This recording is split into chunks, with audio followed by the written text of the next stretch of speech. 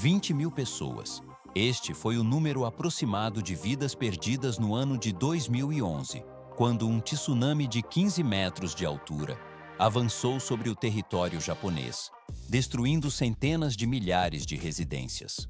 Por que uma nação com tamanha infraestrutura sofreu um impacto tão devastador? Aparentemente, as defesas costeiras da época não foram dimensionadas para a magnitude daquela massa hídrica. Na prática, a força descomunal da água superou as barreiras existentes, o que forçou o país a iniciar um projeto de engenharia sem precedentes na história moderna. Mas isso é apenas o começo. A construção de uma imensa muralha de defesa contra tsunamis estende-se por quase 400 quilômetros ao longo de toda a costa leste. Vê-se como o paredão se ergue gradualmente, atingindo alturas que chegam a quase 15 metros em pontos estratégicos. O equipamento gradualmente molda as seções de concreto reforçado, projetadas para absorver o impacto direto de milhões de toneladas de água em movimento.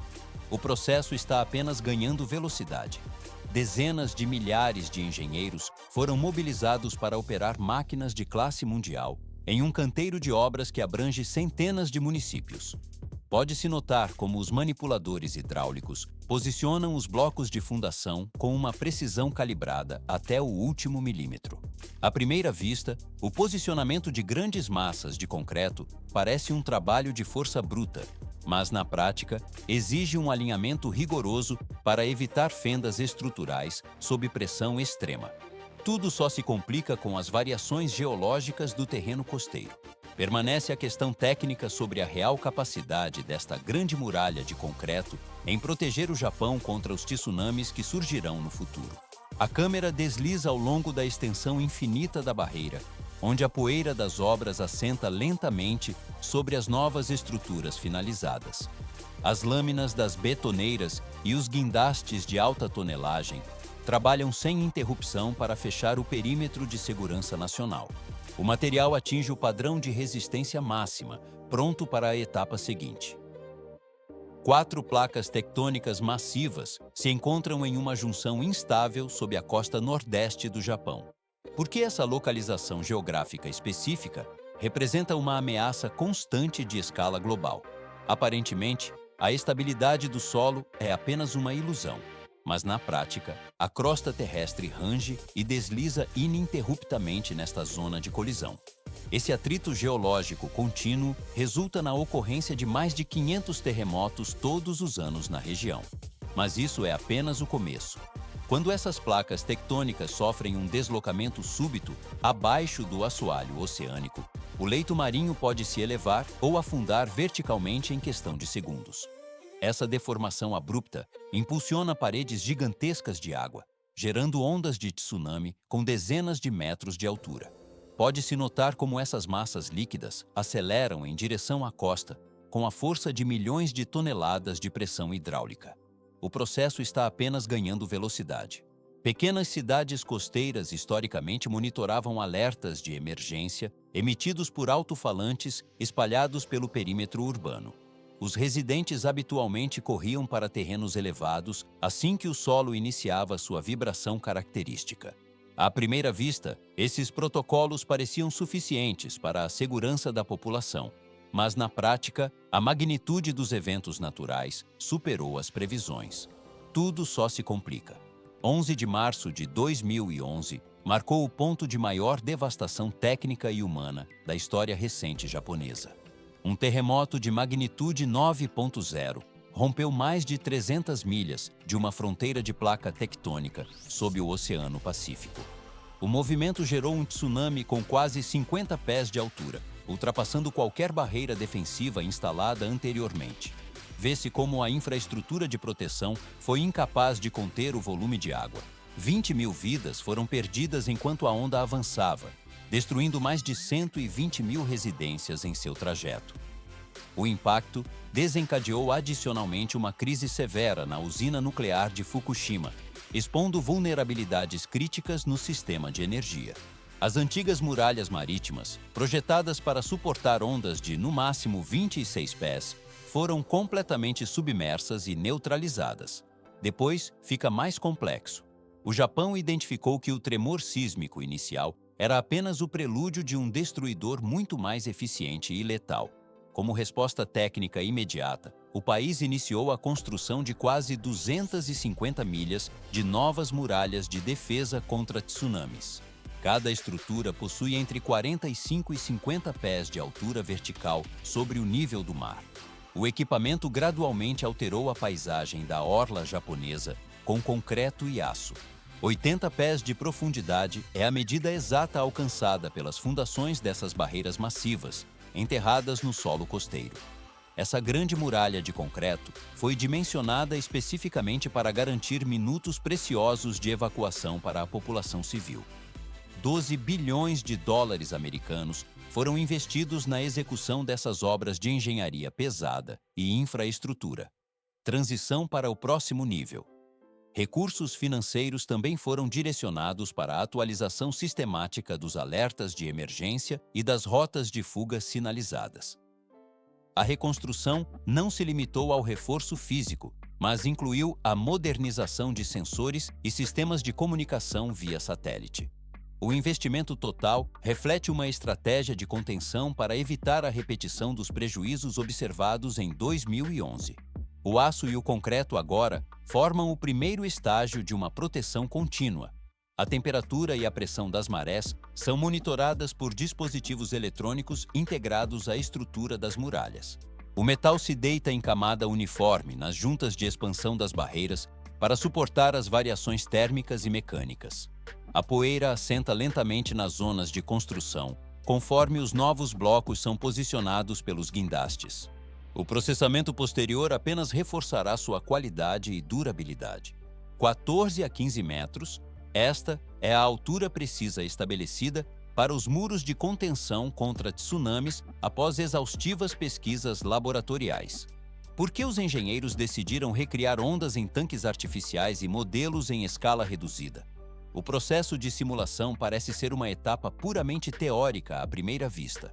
No entanto, os especialistas coletaram todos os dados exatos do desastre de 2011 para estudar como a massa de água atingia e ultrapassava as barreiras, garantindo que o design final suportasse pressões hidrodinâmicas reais.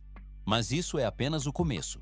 Pode-se notar como o equipamento de laboratório gera ondas sucessivas para testar a resistência das estruturas em miniatura. Após inúmeros testes de impacto, a espessura, a inclinação e a altura da parede foram ajustadas repetidamente para otimizar o fluxo de energia. O projeto de fundações mais profundas foi priorizado para evitar que a estrutura fosse tombada ou deslocada quando as ondas ultrapassassem o topo do muro. Apenas quando os modelos apresentaram o desempenho máximo possível é que o design definitivo foi consolidado. Depois fica mais complexo. Vê-se como a estrutura ganha forma com uma base trapezoidal larga e um núcleo de aço reforçado, capaz de resistir a eventos de magnitude extrema. O projeto finalizado exige fundações cravadas de 20 a 25 metros de profundidade no solo costeiro. O processo está apenas ganhando velocidade.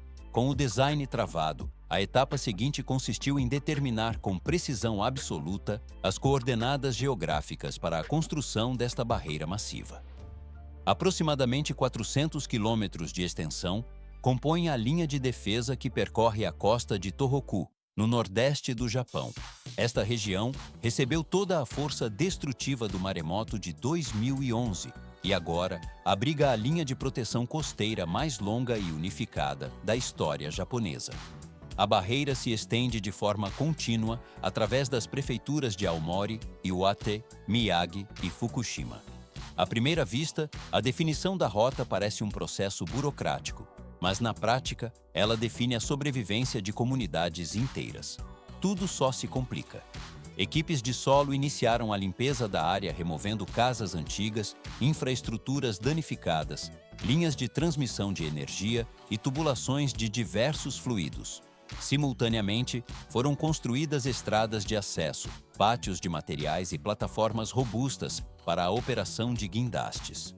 O equipamento gradualmente prepara estações de mistura de concreto e sistemas de drenagem temporários, permitindo que o cronograma de construção avance sem interrupções, mesmo durante a temporada de chuvas intensas.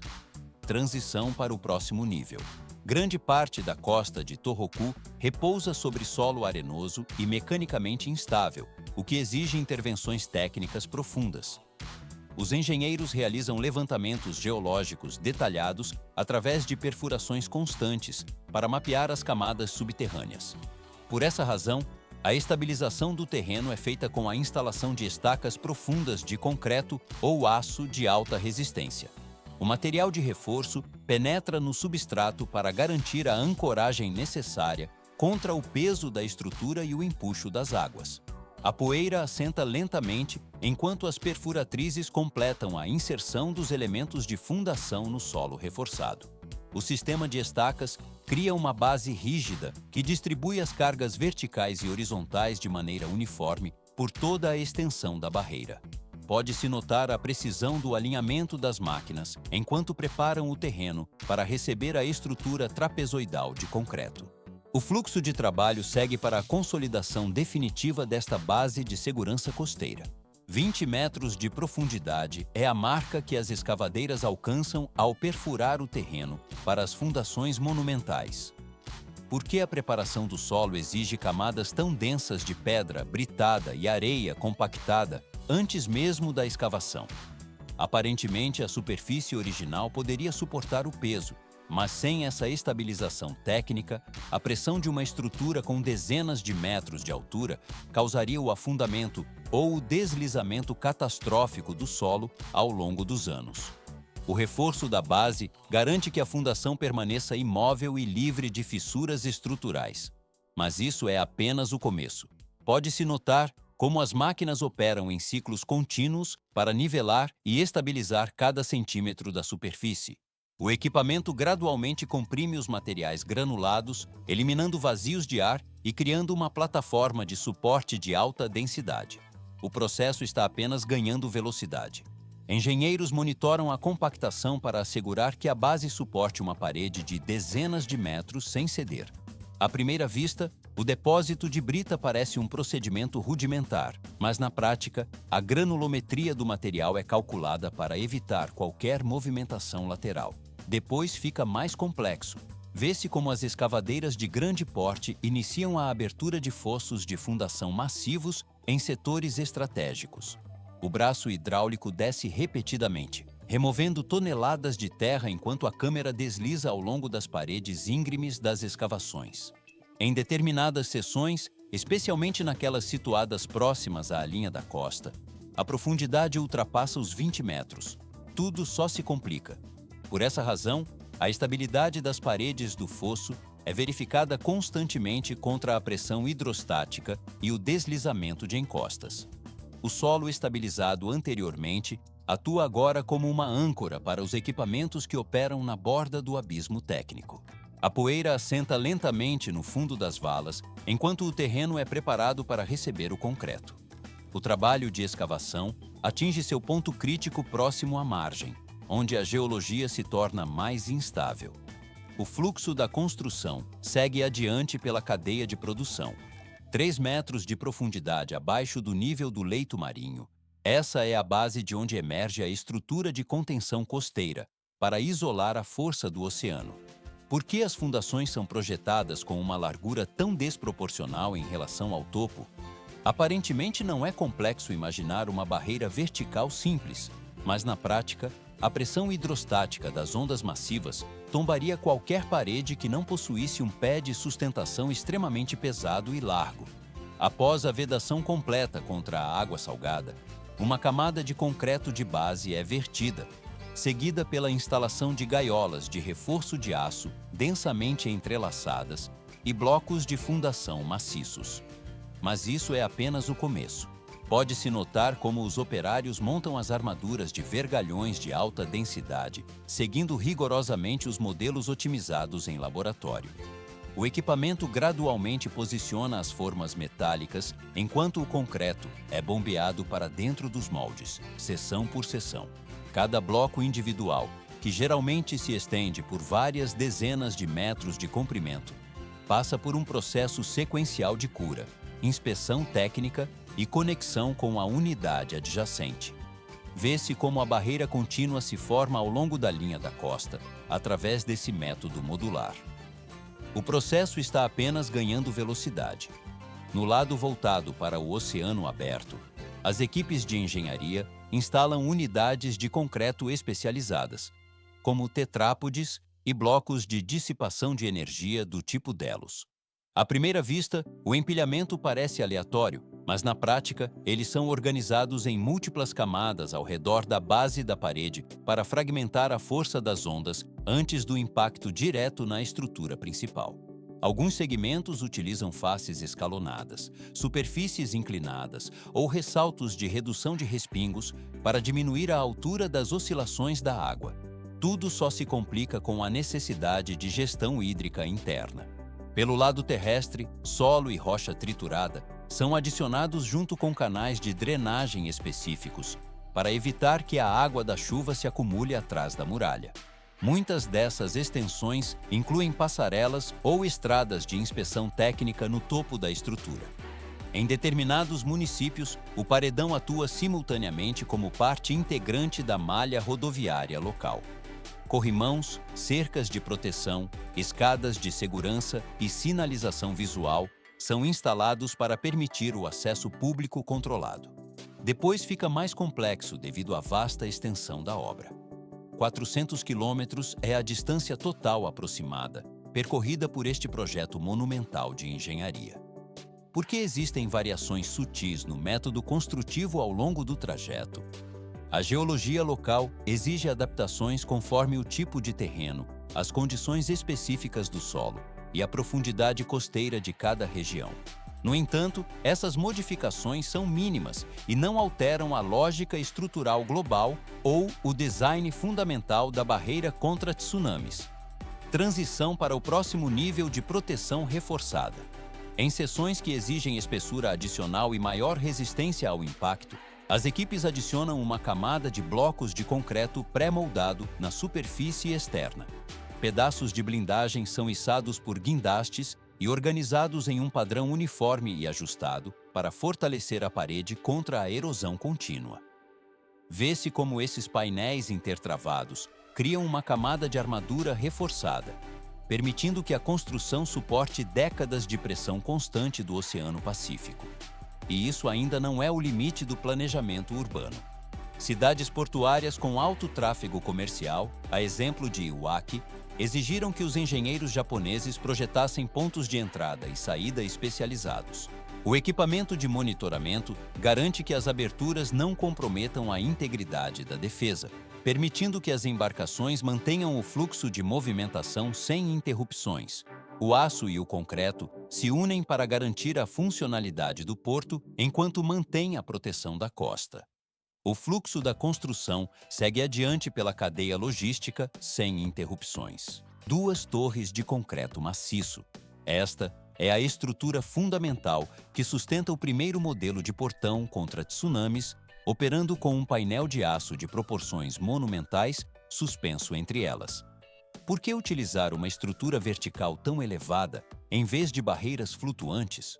À primeira vista, o sistema parece complexo demais para uma resposta rápida. Mas sem essa altura e o peso do aço, a força hidrodinâmica de uma onda gigante simplesmente deslocaria qualquer vedação comum, tornando a defesa inútil. Motores hidráulicos de alta potência acionam sistemas de polias complexos com precisão milimétrica. Quando um alerta de tsunami é emitido pelas autoridades, o painel de aço desce verticalmente a partir do topo, selando a entrada do porto como uma parede intransponível que bloqueia as ondas de entrada. Mas isso é apenas o começo. Pode-se notar como o painel desliza suavemente pelas guias laterais até atingir o leito, interrompendo o fluxo de água de forma absoluta.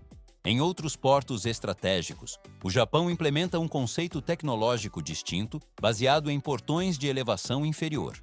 O equipamento gradualmente se revela apenas quando necessário, pois toda a estrutura repousa horizontalmente no fundo do mar, permitindo que as embarcações naveguem livremente sem interrupções na superfície. Depois fica mais complexo.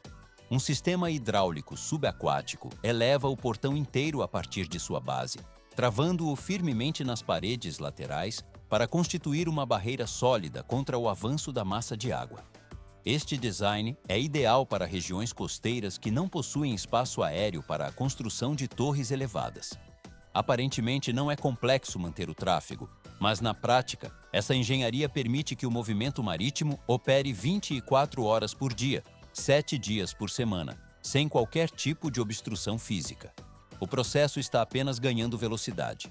Pode-se notar como as dobradiças permanecem ocultas sob a areia e a água durante a maior parte do tempo.